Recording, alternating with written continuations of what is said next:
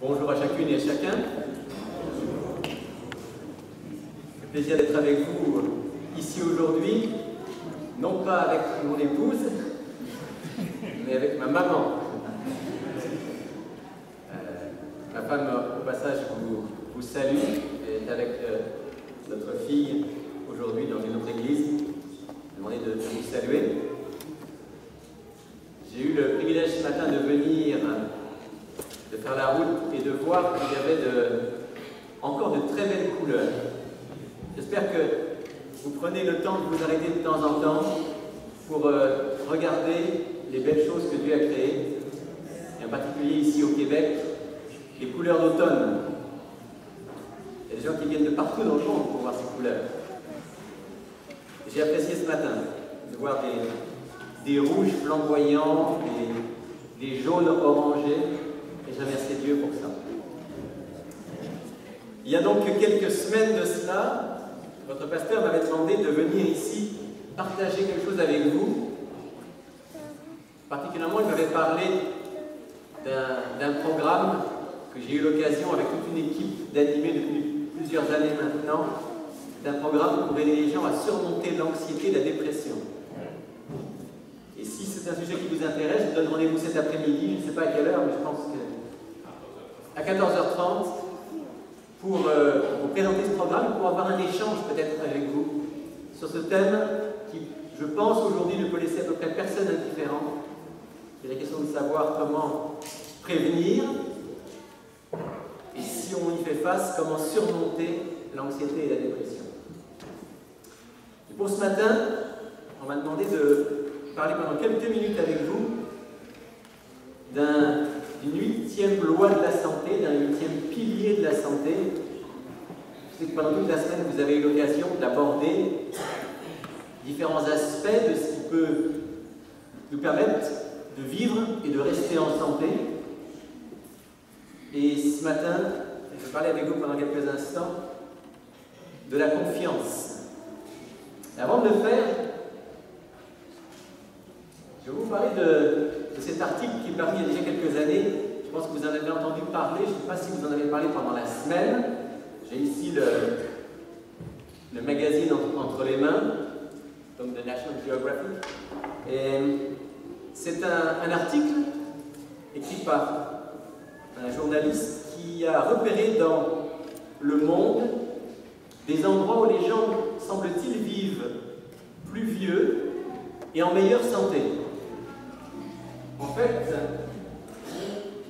l'auteur a repéré 3 zones particulières, il y en a probablement davantage dans le monde, et ces 3 zones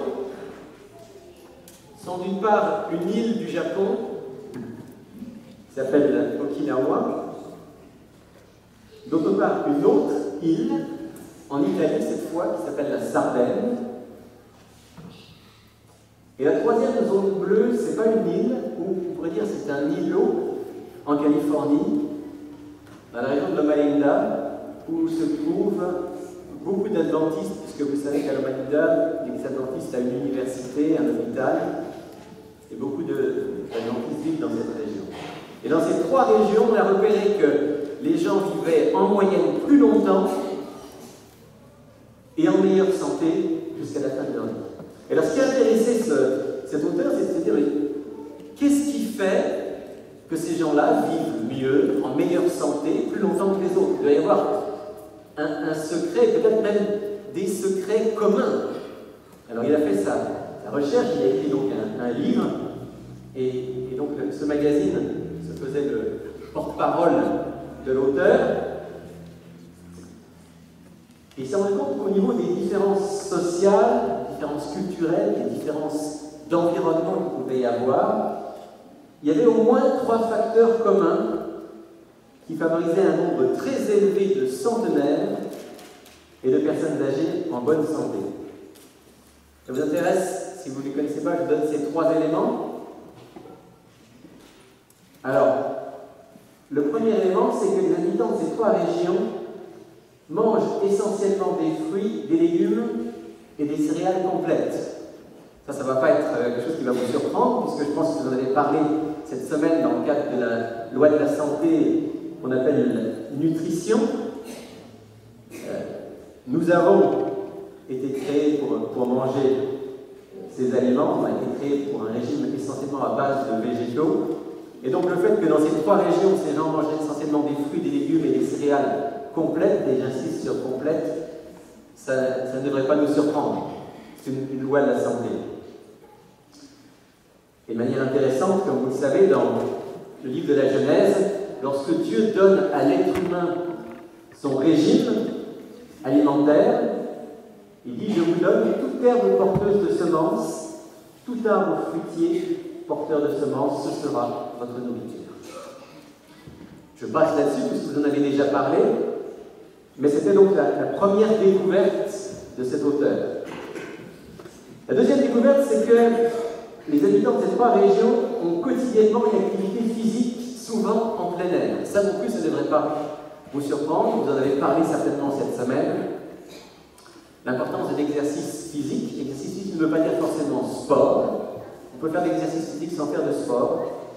Si on fait du jardinage, si on travaille manuellement, si on marche tout simplement.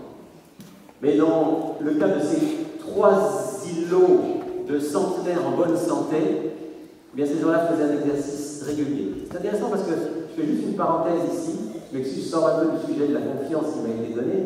Mais cette semaine, je voyais un reportage intéressant qui disait « Attention, ne vous trompez pas. Si vous voulez être en bonne santé longtemps, il faut faire de l'exercice physique quotidien. » Parce qu'il y a des gens qui disent « À moi, je fais 2 heures de sport intense chaque semaine. » Et le spécialiste qui parlait disait ça n'a pas beaucoup d'influence sur votre santé.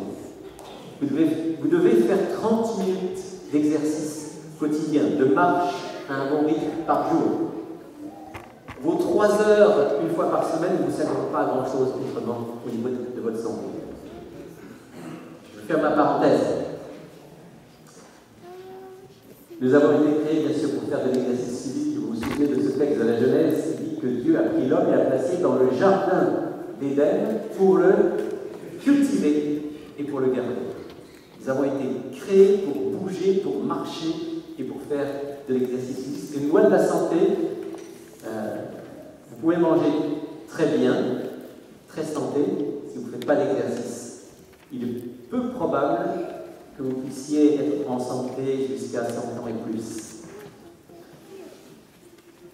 Troisième élément commun, les habitants de ces trois régions mettent l'emphase sur la vie familiale et ou sociale. Ça, je ne sais pas si vous en avez parlé cette semaine, mais c'est un élément très important. On sait aujourd'hui que la santé, et là je parle pour l'instant de la santé physique, mais ça me sur un lien avec la santé mentale, la santé physique est reliée à notre vie sociale. Tous ces gens, à Okinawa, en Sardaigne, à Loma Linda, qui sont des centenaires en bonne santé, sont tous des gens qui ont des liens familiaux ou sociaux très proches. Comme on dit ici au Québec, ils sont tissés serrés. On a tous besoin de cela et Dieu l'avait dit. Je passe rapidement là-dessus.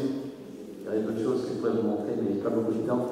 Dieu avait dit « Il n'est pas bon que l'homme soit seul. » Alors, bien sûr, il y a le couple comme première réponse à ce besoin de ne pas être seul, mais ce n'est pas la seule réponse.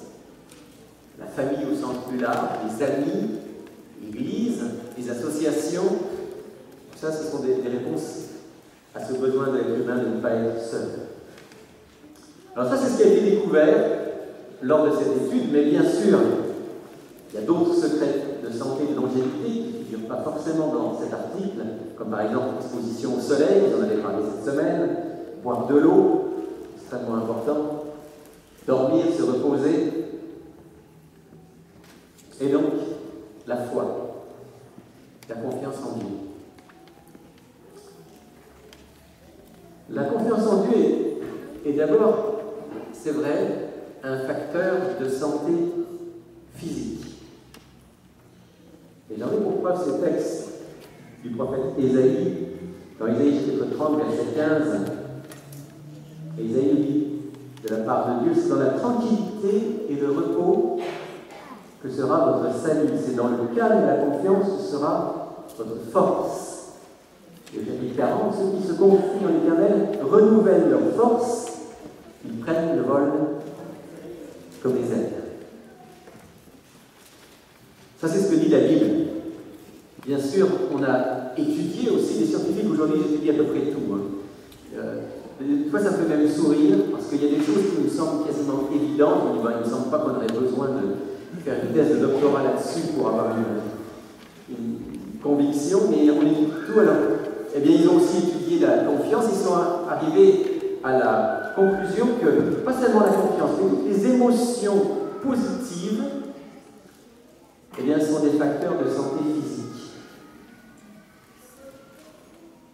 J'aime ce texte que je trouve dans le livre d'Ellen White, le ministère de la guérison, qui dit « Les torts, une fois réparés, on peut présenter au Seigneur avec une foi sereine les besoins du malade. Dieu connaît chacun par son nom, il prend soin de chaque individu comme s'il était le seul pour lequel il est donné son Fils. Ce grand amour, cette bonté fidèle devrait encourager les malades à mettre en lui leur confiance. L'anxiété entraîne la faiblesse et la maladie. Il faut donc bannir les sentiments déprimants pour que les chances de guérison soient plus grandes. L'œil de l'Éternel est sur ceux qui le craignent, sur ceux qui espèrent en sa bonté. L'anxiété entraîne quoi? La faiblesse et la maladie. Il faut donc bannir les sentiments déprimants pour que les chances de guérison soient plus grandes. Ce qu'il vient de dire en l'occurrence ici, c'est que si on développe des sentiments de confiance, et on pourrait ajouter d'amour, des sentiments positifs, eh bien, les chances que notre corps soit en santé, et si on est malade, de guérir, sont plus importantes. Je vais même dire une chose, j'espère ne pas vous choquer. La confiance et l'amour aident quelqu'un à guérir, même s'il ne connaît pas Dieu et même s'il ne croit pas en Dieu. Petite histoire rapide. Il y a longtemps de cela, j'animais une émission. À l'époque, je n'étais pas animateur d'une émission de télévision, mais j'animais des émissions de radio. Entre autres, une émission sur la santé. Et un jour, j'avais comme invité, c'était à l'époque encore en France, j'avais comme invité un professeur en cancérologie, médecin et professeur, assez connu en France, qui avait une clinique spéciale dans laquelle il soignait les cancéreux, à la fois avec certaines méthodes, on va dire, classiques, traditionnelles, avec des médicaments, mais aussi avec des méthodes moins classiques au niveau de l'alimentation, au niveau de l'exercice, etc. Et donc ça m'intéressait de l'avoir dans l'émission, et je lui posais des questions, et à un moment, pendant l'émission, il me raconte une histoire qui l'avait beaucoup marqué parce que ça datait de quelques semaines auparavant. Il me dit, voilà, on a eu, il y a quelque temps, une femme qui est arrivée. Elle est arrivée dans notre clinique dans un état déjà presque sans espoir. Un cancer très avancé, pas loin de la phase terminale. Alors on a fait ce qu'on fait habituellement, on a fait tous les examens, puis on lui a proposé un programme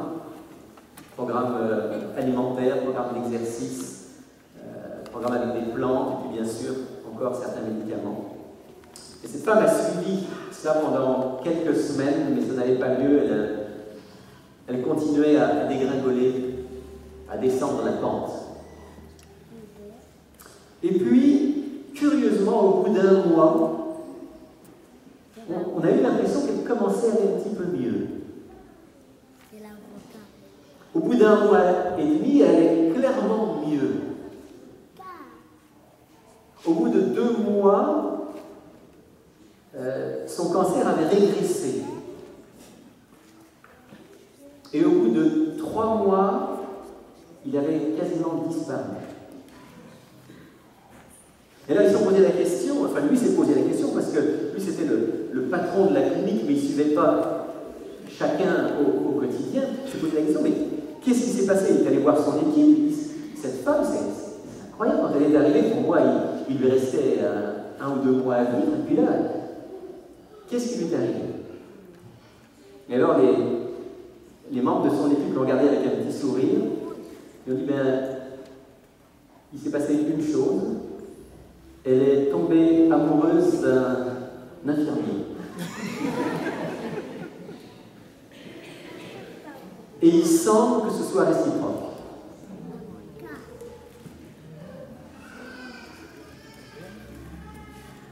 Elle était en amour avec cet homme-là.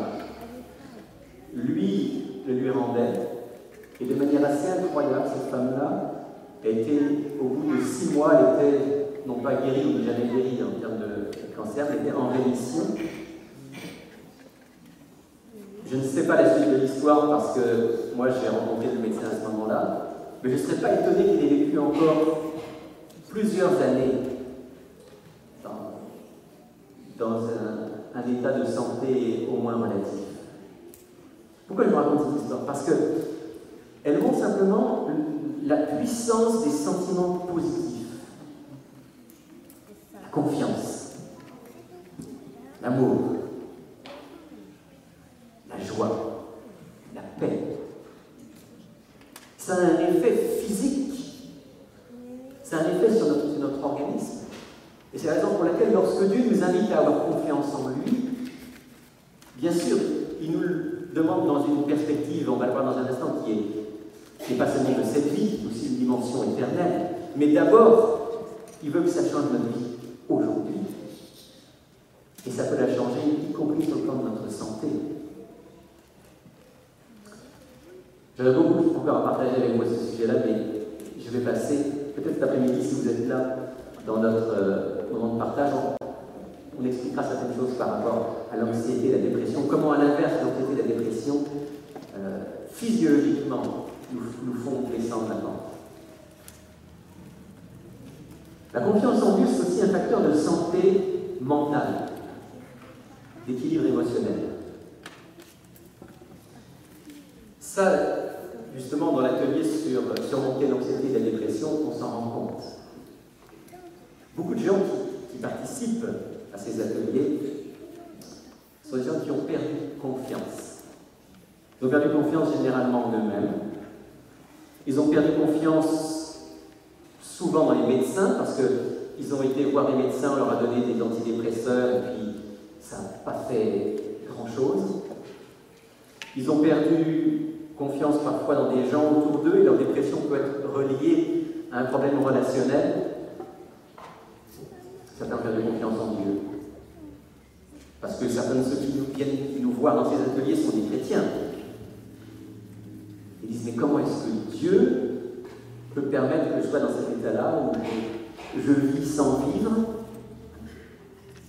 Et dans nos ateliers, bien sûr, il y a des éléments physiologiques pour aider les personnes à sortir de l'anxiété et de la dépression, mais il y a des éléments qui sont vraiment de l'ordre, je dirais, psycho-émotionnel et spirituel pour permettre à ces personnes-là de retrouver confiance. Et je pense à un exemple, je pense à une personne, il y a eu plusieurs personnes qui sont passées, on a une centaine de personnes maintenant qui sont passées dans nos ateliers, dont au moins 1 ou 2 qui se trouvent dans cette salle. Et je vais vous parler juste d'une personne, un homme jeune, 30aine d'années, qui est venu à notre atelier, et le premier soir, on se divise en 2 petits groupes, et chacun explique pourquoi il ou elle est là. Il a commencé à nous dire pourquoi il était là, et puis il n'a pas pu aller au bout de son explication, il a éclaté en sanglots. Et il nous a dit en gros, je suis marié, je ne m'occupe pas de ma femme, j'ai des enfants, je ne m'occupe pas de mes enfants. Je m'en sens incapable, je suis tout le temps épuisé. J'ai plus confiance en moi, j'ai plus confiance en la vie. Je suis un chrétien et j'ai du mal à avoir confiance en Dieu. Alors on a cheminé avec lui, on a prié avec lui, on lui a donné beaucoup d'éléments aussi pour l'aider à penser différemment, parce que tout se passe, comme on dit, entre les deux oreilles. Et puis c'était extraordinaire de voir comment, en quelques semaines, il a retrouvé une relation avec Dieu, il a compris où étaient ses dysfonctionnements, il a repris confiance en Dieu et en lui-même. Et au bout de 8 semaines, plutôt 9 semaines, quand on a fait le repas qu'on appelle souper célébration, où chacun peut dire ce qu'il a vécu pendant ces 9 semaines, c'était assez incroyable de voir, si vous permettez l'expression, qu'il pétait la forme.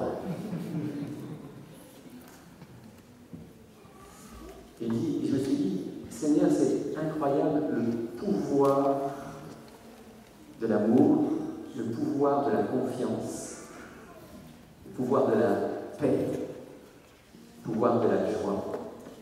Quand on développe ces sentiments positifs, ça change physiquement, ça change mentalement.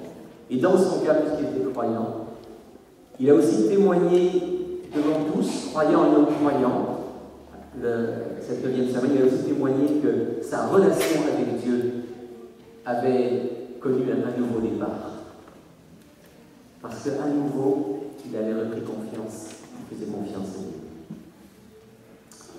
Alors oui, la confiance en Dieu, source de santé physique, mais aussi de santé émotionnelle.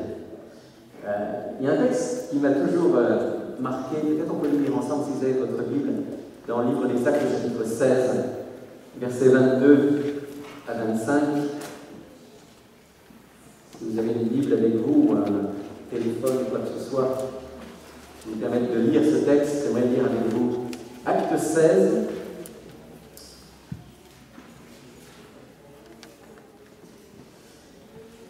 Je vais lire à partir du verset 22.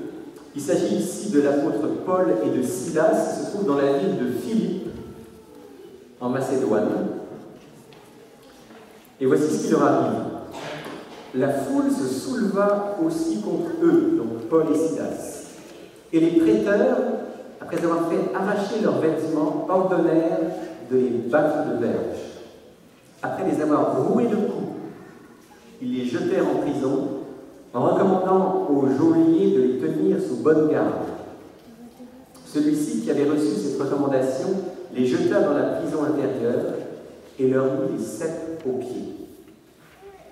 Vers le milieu de la nuit, Paul et Silas pleuraient, se lamentaient et faisaient monter leurs cris vers Dieu. C'est pas ce que vous avez dans votre texte? On n'a pas la même version. Vers le milieu de la nuit, Paul et Silas priaient et chantaient les louanges de Dieu et les prisonniers les écoutaient. Quand je lis ce texte, je me dis, waouh, ces gens-là, ils ont une santé mentale incroyable. On vient de les arrêter, on vient de les battre, on vient de les mettre en prison. Et là, ils chantent pas pour se donner du courage, parce que le texte, bon, peut-être en passant, ça les encourageait, mais ils ne chantent pas pour se donner du courage, ils chantent, dit le texte, les louanges de Dieu, parce que pour eux, ils ont confiance. Dieu les aime, leur vie est entre les mains de Dieu. Quoi qu'il leur arrive, ils savent que ça va concourir à leur bien, que ça va être pour la croissance de l'Évangile. Cette confiance qui est en eux, c'est certainement un secret de la santé mentale, psycho-émotionnelle. Qu'est-ce qui leur permettait à Paul et Silas de chanter dans telles circonstances? Mais la confiance totale en Dieu, l'assurance qu'il veillait sur eux et qu'il guidait leur vie. Et pourtant, ça ne veut pas dire que parce qu'on a confiance en Dieu, on échappe à toutes les épreuves. Ça ne veut même pas dire qu'on ne sera pas malade. Je vous ai dit il y a un instant que la confiance favorise la santé, mais ne croyez pas que si vous avez confiance en Dieu, vous ne serez jamais malade. Il n'y a pas de promesse absolue. La preuve, je n'ai pas le temps de lire tous ces textes, mais si vous les lisiez, vous seriez convaincu que l'apôtre Paul était malade. Incontestablement, l'apôtre Paul a vécu son ministère avec une maladie qui l'a suivi pendant des années. On a toutes les raisons de penser que c'était une maladie des yeux. Et ce même apôtre Paul, qui a été malade dans une grande partie de sa vie, avait une telle confiance en Dieu qu'il avait une santé mentale à toute épreuve. Vous savez que la santé mentale, c'est au moins aussi important que la santé physique. Alors oui, la confiance en Dieu, c'est certainement une source de santé. Il va garder un bon équilibre mental et émotionnel, quelles que soient les circonstances. Et puis, je voudrais terminer là-dessus. La confiance en Dieu, c'est un facteur de santé que j'appelle de santé éternelle. Parce que, au-delà de toutes les bonnes nouvelles que vous avez eues cette semaine, vous avez vu les piliers de la santé, vous avez vu comment rester en santé. Moi, j'ai une mauvaise nouvelle pour vous, c'est que, quelle que soit votre santé physique, votre santé psycho-émotionnelle et votre longévité, votre corps finira par mourir. On est d'accord là-dessus? Certains me disent, non, pas moi je prévois d'être vivant quand Jésus va revenir. C'est bien. J'espère aussi. Mais si on n'est pas vivant quand Jésus va revenir, eh bien, la réalité c'est que, en bonne santé ou pas, on espère être en bonne santé le plus longtemps possible, mais un jour ou l'autre, ce corps finira par mourir. Mais la bonne nouvelle, c'est que le corps est semé corruptible, mais il ressuscitera incorruptible. Il est semé infirme, mais il ressuscitera plein de force. Et c'est la confiance en Dieu qui nous permet de savoir qu'un jour, nous ressusciterons plein de force. C'est la confiance en Jésus qui nous permet de savoir que même si, comme dit l'apôtre Paul, notre être extérieur se détruit, notre être intérieur, lui, se fortifie. Et il continue en disant, car les choses visibles sont passagères, et les choses invisibles, éternelles. Alors la confiance en Dieu, c'est une source de santé physique. C'est une source de santé psycho-émotionnelle. Mais c'est aussi et surtout une source de santé éternelle. Amen.